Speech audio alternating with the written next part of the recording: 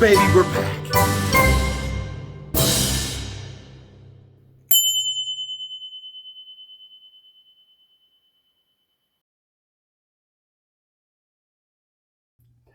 Hey, you dudes and chicks. It's Father's Day. Happy Father's Day to all you fathers. By the time you watch this video, it's probably going to be 2 weeks past Father's Day. So, sorry. But this is going to be a multi-day process. What we're going to be starting on today is the floor in the van. And like I said, we're going to switch gears, move on to the interior, and good reason why, too, because like I was telling you about the air conditioner flopping around, well, as I went to Home Depot today to get plywood and some of that foam board for this floor, as I'm driving along down the big bumpy road, I hear a big loud bang in there, and I look around. I was like, what the heck? I see something laying on the floor in the back, and guess what? It was a stud from the air conditioner. And I was just talking to my dad about that on the phone today. It's like, I got to switch because this thing's flopping around. Point taken. And you're probably asking yourself, well, why didn't you put Loctite on that stud? Well, I don't know if those studs are going to be the right length, so it's just temporary for now. Once I start putting the ceiling in, if those studs are going to work, great. If not, I'll get some all thread put up in there, and then it'll get Loctite on it then. But anyway, besides that point, we're going to get started on the floor. And by the time you see this, it's probably going to be a couple weeks down the road because it's going to be a multi-day process. I got to glue foam board in, let that set. Then I got to glue plywood on top of that, let that set. And then I got to lay floor on top of that. And then I can start framing and everything and get you this video here. Anywho, I spent the last week prepping the interior of the van so that way I can start working on this. So how about I shut up now and show you what I did to prep for this project? Huh? So as you can see, the floor of the van looks much better than it did before, which I really didn't give you a good close-up, but this thing was all scratched up. It was down to the metal in a lot of places, and so I spent the entire last weekend and last week working on it off and on after work, cleaning this up because this was gross. It was nasty. I had to really scrub this out and clean it up really good. And then I rolled Rust-Oleum primer and paint all over it. And as I was cleaning this up, I'd noticed a lot of these seams here had popped or the paint had cracked. So that leaves me an entryway for moisture because I expect there's going to be condensation under this floor at some point in time. So I put lap sealant on all these seams. You can see I did it around the wheel wells, all along every seam in here, just to make sure that that's good and sealed up. And then where I took the cargo hooks out, right there, a lot of people just fill that full of silicone and call it a day. But, you know, there might be a point in the future I might tear all this out and rebuild the van, and I might want to use those holes for something. I might even want to use them now during this build at some point in time. So to plug those holes, all I did was just put the bolt back in there after I took the cargo hook off, and they don't sit up too high. They're right about the same height as the ribs in here. So that's going to stop any kind of water intrusion and give me a point of attachment if I need. So what I'm going to do now is I'm lucky in this sense because I already had a rubber mat in here with the shape of the floor. So if you are building your own van and are trying to figure out a way to do this floor in 3 pieces, and there's a million videos around here, people showing you how to scribe along the edges here to get the shape of this floor, the footprint. But I got lucky, this thing had a cargo mat in here. I'm going to use that to trace that out on my foam board and my plywood and all that good stuff, so that way everything just plops right down in here. So I'm going to go get the foam board laid out on the driveway and put the mat on it and show you how we're going to do all this stuff. All right, cool. All right, so you can see here, I bought 3 4x8 pink foam board. This stuff, once I put plywood on it, is going to be able to handle our weight. So a lot of the other videos you'd probably see is people will put strips in between those ribs to give it extra support. I don't want to do that. Number one, it's added weight, it's added expense, and this will leave an air gap under there in case I do get condensation, because by the time I get done with the flooring and everything, I'll finish off the edges with a stair nose, but it'll leave some breathing room underneath there for that to breathe. Breathing is very important. But I've already measured the inside of the van from the back of the front seats where the little short wall is all the way to the back is 12 feet, and it's just around just a little over 6 feet wide. So this is going to be perfect. I'm going to have a whole lot of extra left over here. So I'm going to drag this mat on top of here, and we'll start tracing this guy out.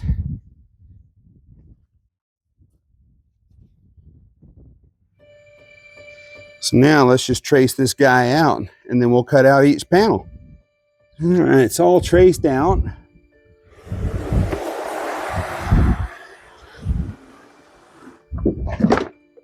This thing off of there.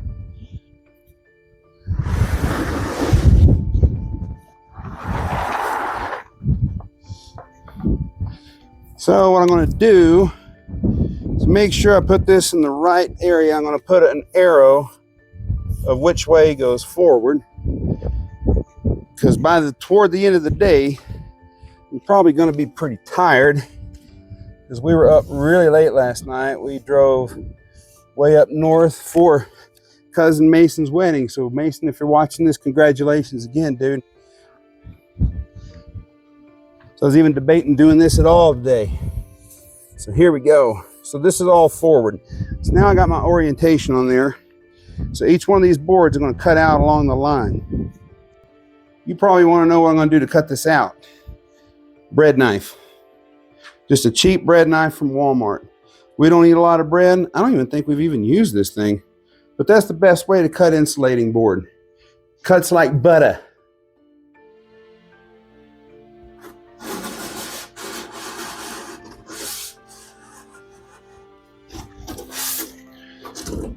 They make insulation knives. Insulation knives look pretty much like that. Anything with a serrated edge will be just fine. Don't fret over it.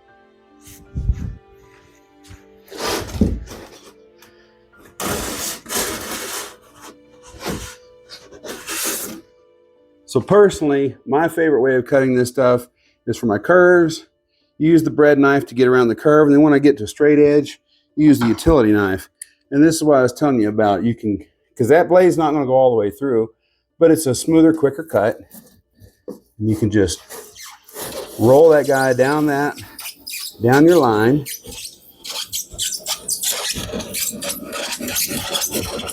Like so.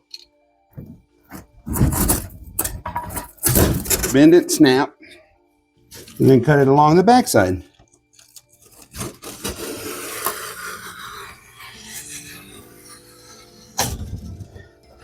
Just like that. So I'm getting everything dry fitted in, and everything's tight fit. Tight fit. So, I mean, this is tight against my weather strip here.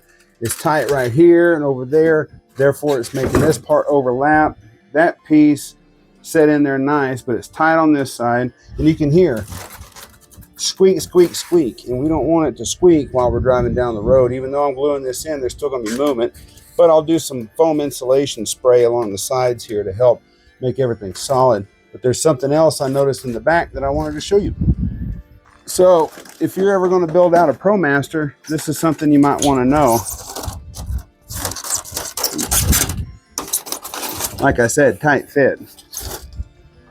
Right here, there's a slope about 3 inches. Right here, it slopes up. So I'm going to have to trim a little bit off the edge of that so this guy lays completely flat. But since I'm dry fitting everything and it's really snug, the thing you do is where everything is tight and you need a little extra play, mark it and then shave it off with your knife. So I'm going to mark this little spot. We're going to cut about yay much off. And I'm just going to go around all these various places here, mark them, so that way we can get this all fitting the way it's supposed to. So everything's dry fit in here. I had to shut the door. The wind was blowing and it was blowing my stuff everywhere, but everything fits in there nicely. It's still going to have a little bit of a squeak, but I'll just make sure I glue it to the body panels around the edge. Not a huge deal, but so how we're going to do this to get this going is I'm going to take these panels out one at a time, and along the seam there, I want to mark on the floor with my marker, so that way I know where each piece needs to go, where I need to apply glue, because I'm going to have to put these in here one at a time and put a bunch of weight down on this to hold it into place. Now, another thing to notice, right here, this plastic trim comes around here and goes all the way down to the floor, leaves this void in here. So you either encapsulate it where you can hardly ever get this thing out, or you can pull it out and then measure the entire thickness of your flooring when you're done, and then cut this off at the bottom so it can ride on top so you can get to there, because right here is what they call a builder's service port, something like that, where this you can jump off and then run other things back here in the back.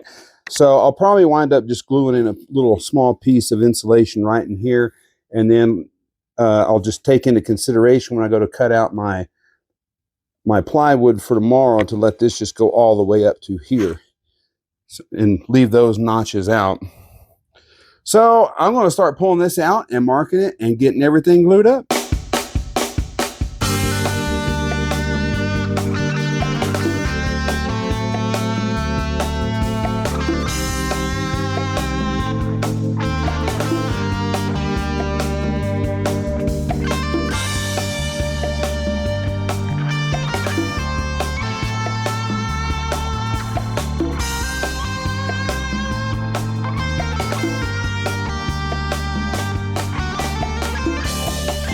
So for this application, we're going to use a Loctite PL300 foam board adhesive. This is specially formulated because that insulation is a polystyrene, and that means chemicals will melt it. So this does not have those kind of chemicals in there. So this is what we'll put down underneath and on the top and stick everything together with.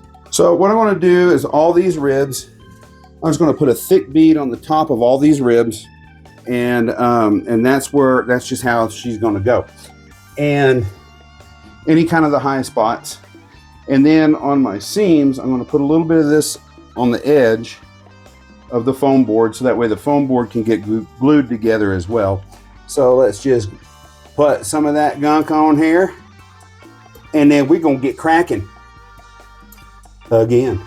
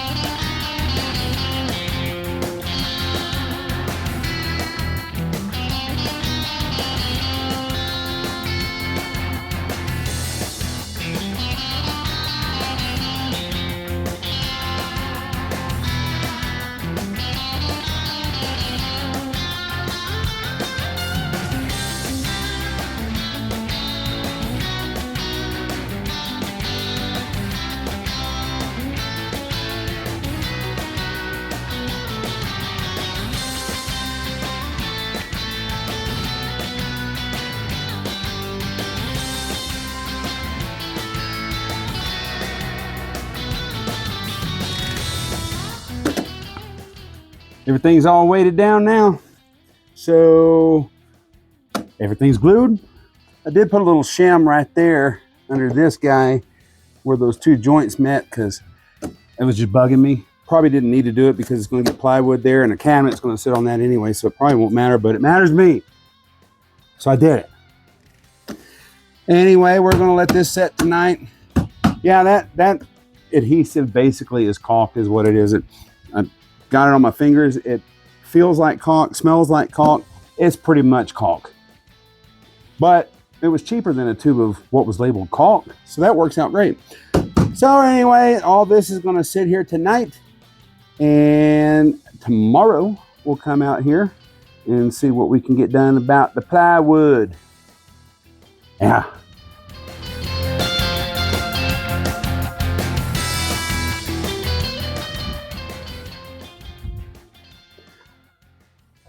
Okie dokie. So this all set up nice overnight. Kind of just checked it out here and there. Everything fit in here nice and just the way it needed to go. And I'm real thankful for that. There doesn't seem to be any movement in here, so that tells me everything's stuck down the way it needed to. So since this is going to be squeaky and there is still a little contact here and there, not much, what I'm going to do is just a standard tube of caulk. Since that glue was basically caulk, I'm going to just take these tight areas, put a little caulk in there, because by the time I put the plywood on here, that's going to be too hard to get to. And then the bigger areas, I'll get some spray foam adhesive or some spray foam, and then I'll just do the bigger spots with that after I've done the wood. So let's caulk up this thing a little. Yeah, and you definitely have to lay on this stuff because I've dented it pretty hard in a couple of places, sticking my knee in it, getting out of the van, sticking my fist down in it. So yeah, definitely distribute your weight.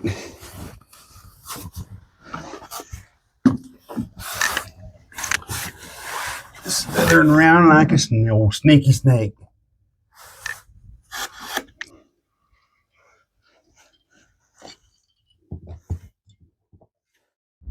Now, if you're going to follow my instructions on how I did my subfloor in here, don't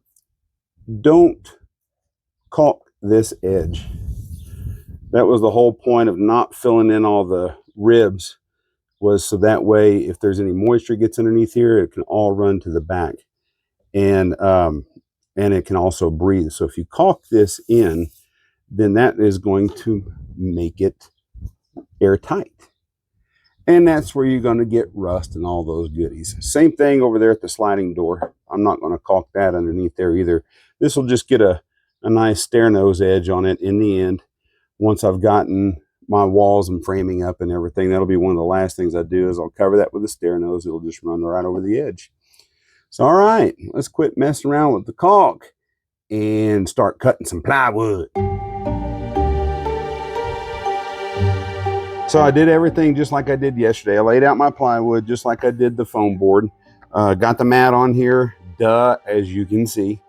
But I'm going to do the same thing like I did. I'm going to trace around this and cut it out. I'm just going to cut it out with a jigsaw. One tool, make things simple, because literally every edge on here is going to be hidden in some shape, form, or fashion. So cuts don't have to be 100% perfectly straight. You know, I can have a little wavering, whatever. Doesn't matter. But for the subfloor here, I'm going with a 1/2 inch birch, smooth finish.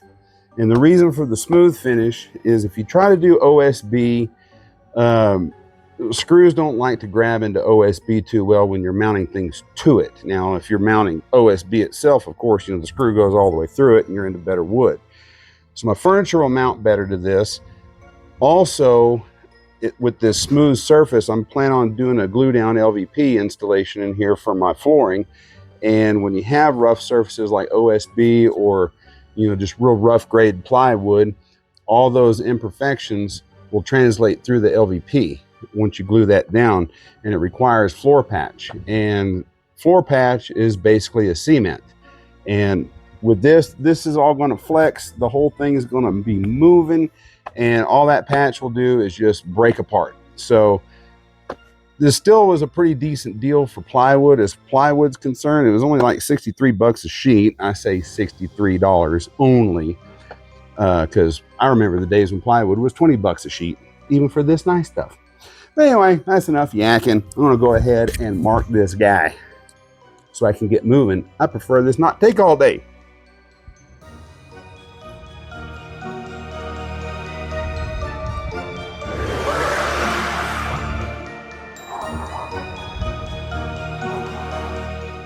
Just a damn old dirty liar. I'm gonna go ahead and cut my long cuts with that because I realized I only got one jigsaw blade. That's not good. If I break it, I don't know what I'm gonna do. I guess I'm gonna drive down the hardware store and get more. Anyway, on this, because I had to trim a lot of that in there for that, I'm gonna cut on the inside of this line rather than the middle or the outside. I'm gonna cut it on the inside. We're gonna make this whole thing just a tad bit smaller.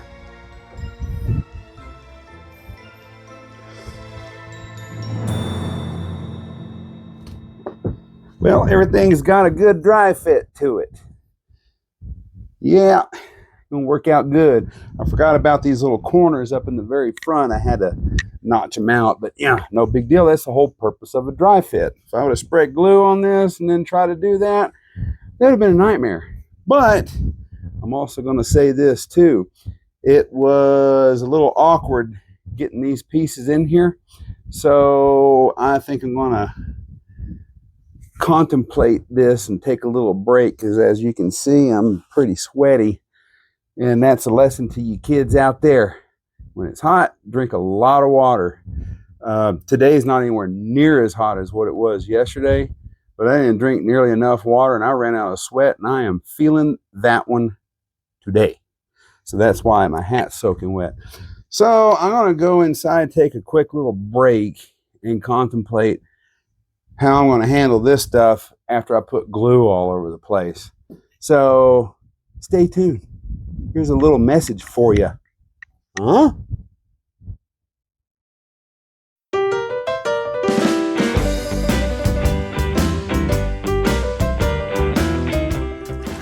Okie dokie. So while I am contemplating how I'm going to glue that in, I think it's probably time to take a little break and get some dinner ready for later.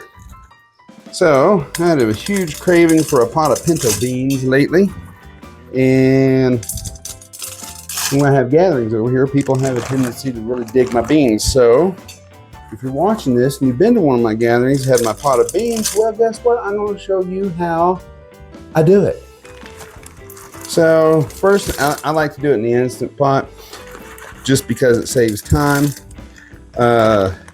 You can cook it on the stove for hours upon hours. So, but I'm going to show you how I do this in an Instant Pot. So I'm going to sort through all these beans real quick, like. Make sure there are no rocks or rotten ones. Give them a rinse. I think we're good.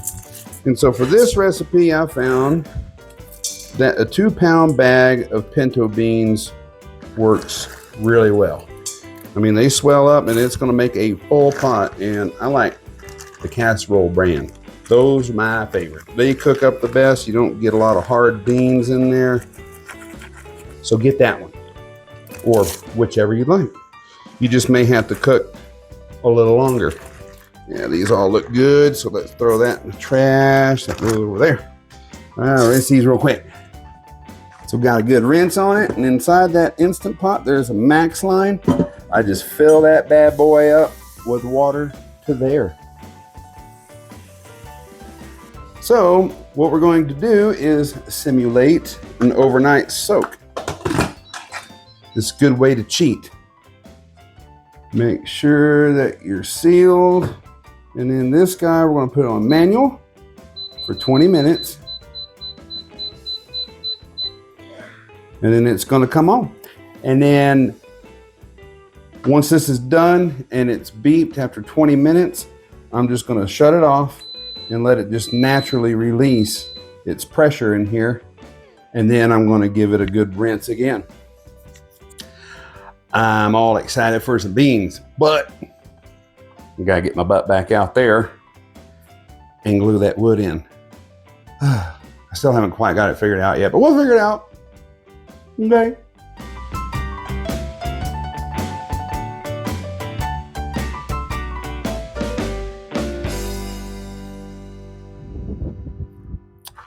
So this is the best idea I could come up with here. I've got the front panel stood up, being held up by the driver's seat. I got the second panel stood up this way with a bungee cord holding it up. And in this one, I can't really stand up because of its odd, goofy shape. So what I'm going to do is I'm just going to lift this, squirt glue all over it, and lay it back down and get it lined up the way I want. And then I'll show you something special about this second board here, because we got to deal with the joints. Because one thing I didn't like was the idea of these joints all lining up with the foam board in here, because it just kind of makes a weak spot, in my opinion. So we're going to use wood glue and glue these joints together after we glue this thing down. So let's glue this thing down. Because I can reach a long way with my caulk gun. And we're just going to put a ton of caulk in here, or glue, which is really just caulk.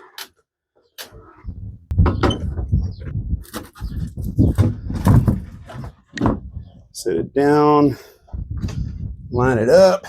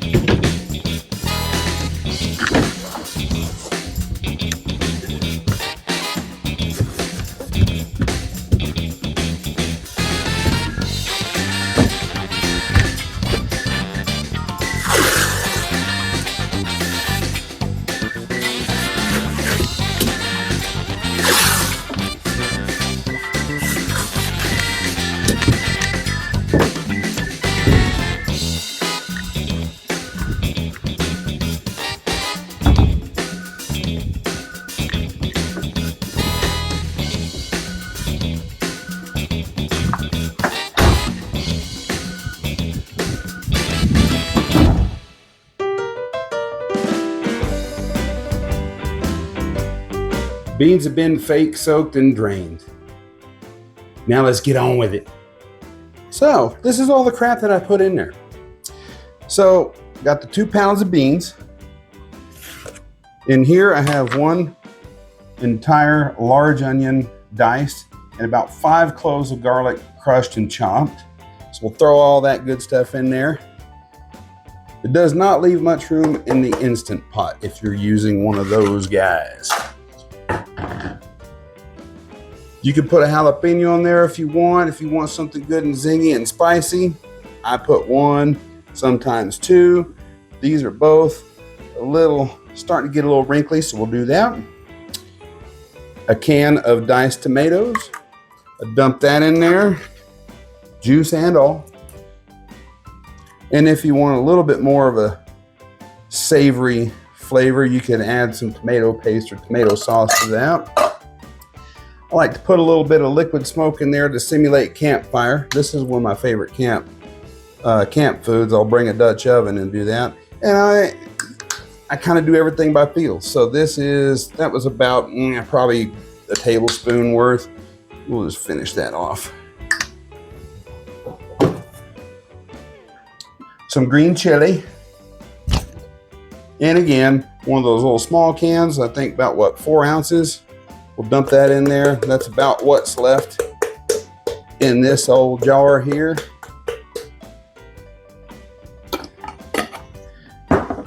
Ground cumin. That is the best. that gives it its very own specific flavor with that liquid smoke.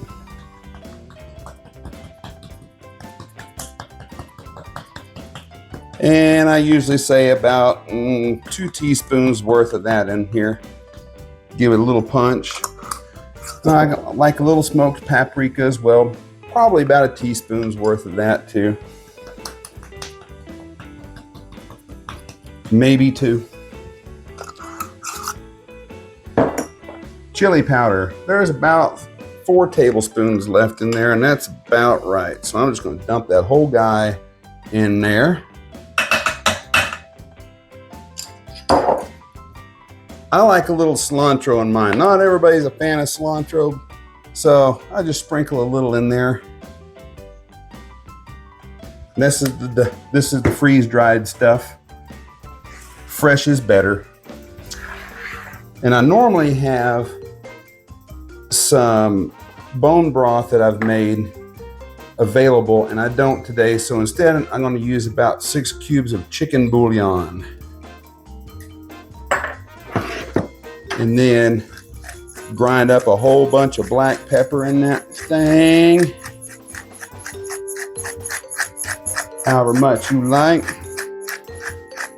I'll throw a bunch in there to start off with, because of course everything can be salt and peppered to taste in the end. And then I grind a little bit more salt in there. Doesn't need a whole lot because the bouillon's kind of salty. And then I got some filtered water. So basically what I do here is just fill this up until I hit that max line, and then we are good. There's the max line. Gonna have to get a spoon.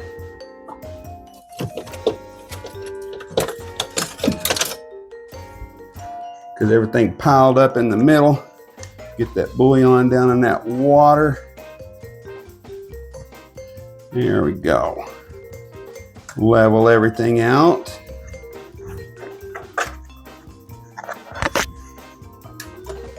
Throw the lid on it. Make sure it seals. And this time we're going to do 25 minutes. And then let that go. And then once it's beat, I'm going to let it just naturally release again. I can't wait to be eating me some of that.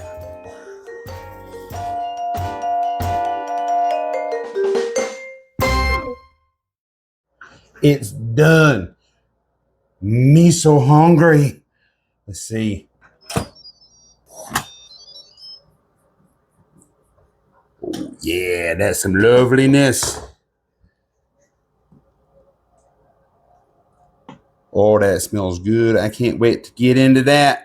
Giggity, giggity. Let's get a bowl, and then you can see it.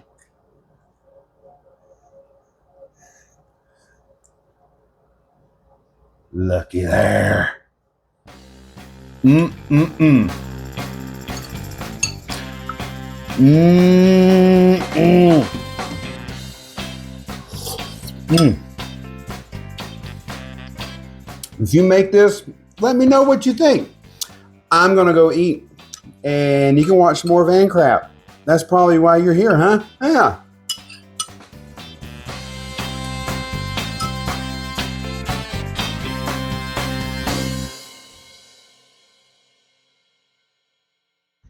Finally gonna lay some floor today. I got up extra early, or I planned on getting up extra early so I could do it while it was warm, and then, yeah, that didn't work out. So now it's nearly noon, and it's already over 90 degrees. It's hot, but hey, I gotta get this done because I have to work tomorrow.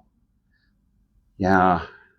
Anyway, let me show you what I did to get ready for everything. So I did some spray foam all the way around the edge and trimmed it already this morning. There's my bad cut right there that I didn't mean to cut, but I got it all glued in and I sanded all that down. So right there, and I use my oscillating tool with the scraper blade just to cut that. That just cuts like butter. And then our joints, let's see, get some shady spot. Got that all sanded down. They're all glued together, and we're going to put a nice glue down LVP in here. Most folks lay all this stuff from front to back. I wanted to do a herringbone, but there's just not going to be enough floor in here that's going to show to do a herringbone. So I'm just going to lay a diagonal in here just because I want something a little different. And yeah, and so we're going to go with a glue down LVP. And I like glue down LVP because if you damage it or something, you can just you can soften that glue with a heat gun and just peel a plank out and put a new plank down. It takes 10 minutes to fix at the most. Not a big deal. For some of you folks out there building vans, been watching a bunch of different videos or whatnot, I see 1,000 people out there putting in a floating floor in their van. Is that a good idea? I'm going to say no. If you are persistent and want to do a click LVP flooring, just know that if you don't get the right stone content in the proper SPC, which stands for stone plastic core, with the heat, it could warp. You got to leave a certain expansion gap. And the idea of a floating floor in a van to me is just not a good idea because, I mean, this is a big earthquake machine. In my opinion, everything should be secured down as much as possible. And the glue down is going to be the way to go here. If you do want to do a floating floor in there, I'd suggest maybe a WPC. It has a PVC core, and you can tell that by the other ones. It's a nice thick white core in there. They're a lot more rigid. They're not going to expand and contract as much. And a lot of those, you can just put a little blob of glue on the back of it when you put it down, and that way it stays secured. Because if you have an accident or something like that, that floor buckles up in the middle, you got shrapnel flying everywhere. So glue down is my choice here, and that's what I recommend. I don't even like floating floors, putting those in people's houses. We do that with customers all the time, and that's the kind of material we have the most trouble with. So we always opt for a glue if we can. And this, no different. So let's get started here. So like I said, I'm going to lay everything at a diagonal in here. So I'm just going to mark me a 45-degree mark across here as a good template to start with. I'm going to start in the beginning. I'm going to start on one side, glue out that way, and lay floor one direction after the other. And then it just starts following suit all the way down. So just getting started is a little tricky. If you want to get crazy with it, you can measure your center point and do all that. Not me. I'm just going to decide which direction I want my lay to go. Do I want them to go this way or do I want them to go that way? To be perfectly honest, it doesn't really matter. I think I'm going to lay it going this way just simply because of the ease of putting the glue down without a whole bunch of really sharp corners to deal with, if you know what I mean. And you probably don't. So let's mark our spot here, and then we'll just extend the mark out. Let's see here. That looks like a good place to start. So I'm going to just mark a 45-degree angle. There it is. And I'm just going to extend that mark across. And, you know, you could do whatever angle you want. 45 is just easy to do because you got a speed square. You can just mark a quick 45, be done with things, especially when you go cut this material. And this stuff is super easy to deal with. So you'll get a little bit of a tutorial on how to work with a glue down LVP.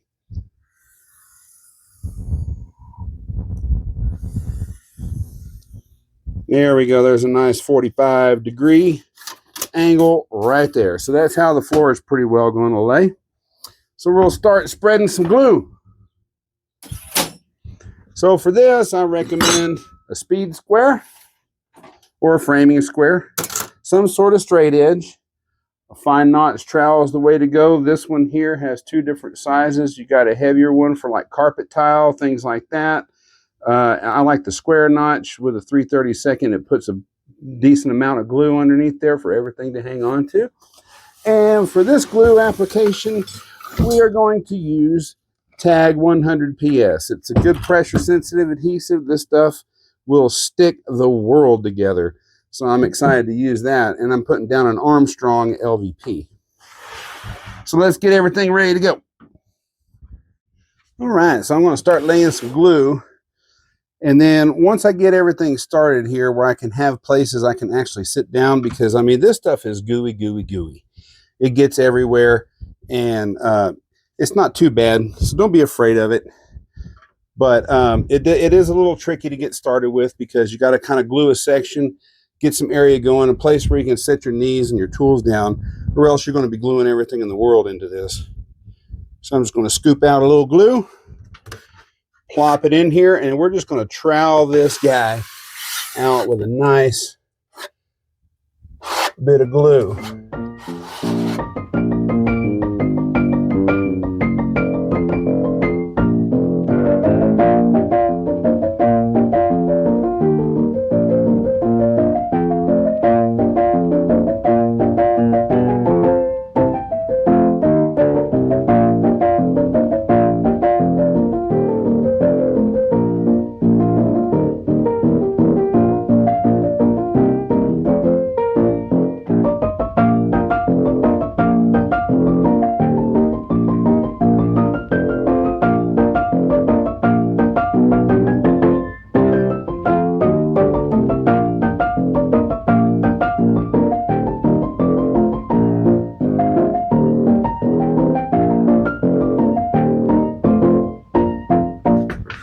So there we go. We'll let this tack up a little bit, and then we'll lay our first planks in.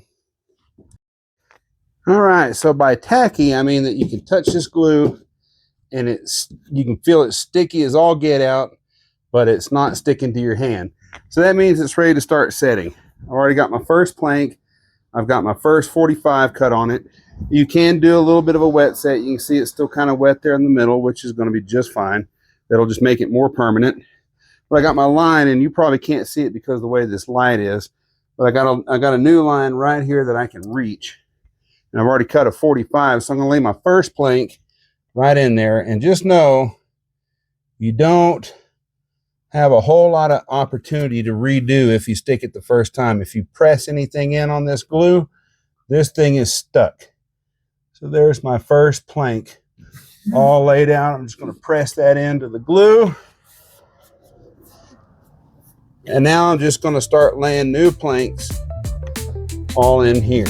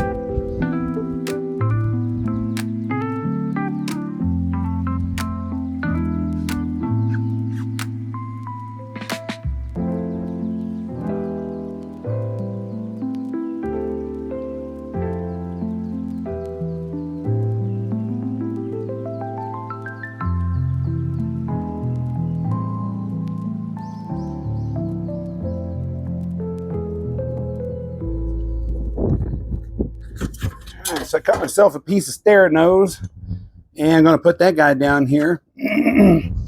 Instead of nailing this in, I'm going to use some stainless screws, just because it'll grab a little bit better, because this thing, you know, it's going to be bouncing around. There's only a ½ inch of wood to grab onto, so I got some screws to do that instead. And I'm going to back this with a little bit of E6000 as well too, so that way I can make sure this thing doesn't come off, especially because when you step off these things, you roll your foot off the edge and it tilts these. So I'm going to put a little glue on the back of this, and then we're going to set it, and I'm just going to put it in between the holes, and it's not going to take much glue, but that E6000 will take care of us there. So we'll get a little glue there, a little glue there, some there. All right, so we're going to set this stair nose. We'll pre-drill the holes too, since it's going to be right toward the edge of all of this. There we go. Get a couple of holes drilled and just kind of get it secured, and then we'll do the rest of it.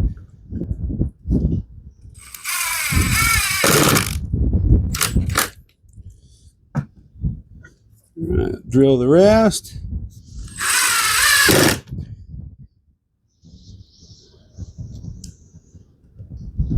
We have a good finished edge in here. And we got a finished floor. Nice and diagonal. Took me about 4 hours.